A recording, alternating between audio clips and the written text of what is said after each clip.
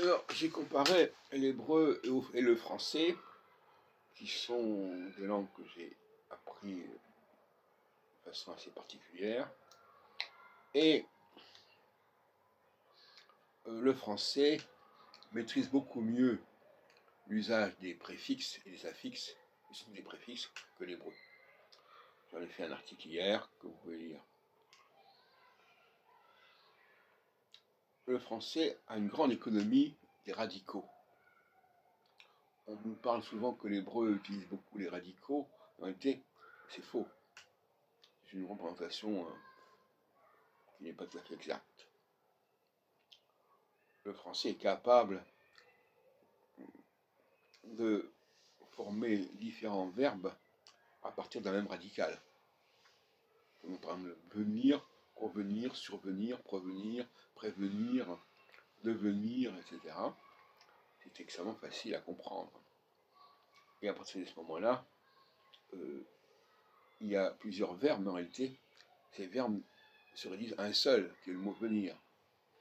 Comme tenir, retenir, contenir, détenir, etc. C'est encore une fois un seul radical qui est complété par des préfixes ou des affixes quand il s'agit notamment des dérivés. Donc venir donne aventure, par exemple. Comment dire, voilà. Bon. Et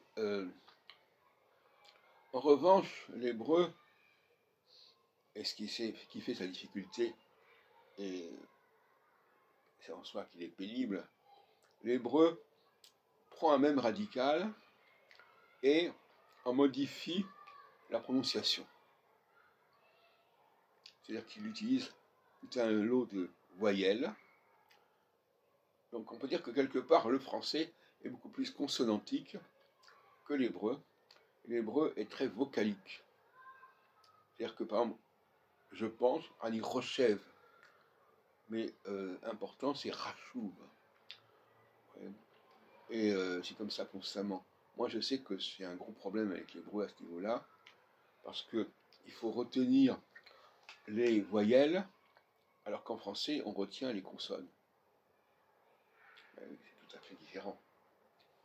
On pourrait se poser des questions au niveau de l'histoire des langues, c'est un autre sujet. Mais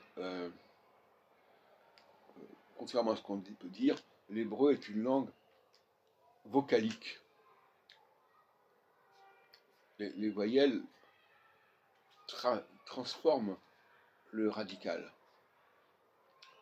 Le français est une langue consonantique où le radical n'est pas modifié, mais il est modifié par des éléments extérieurs. Alors qu'en hébreu, le radical est modifié par des éléments intérieurs.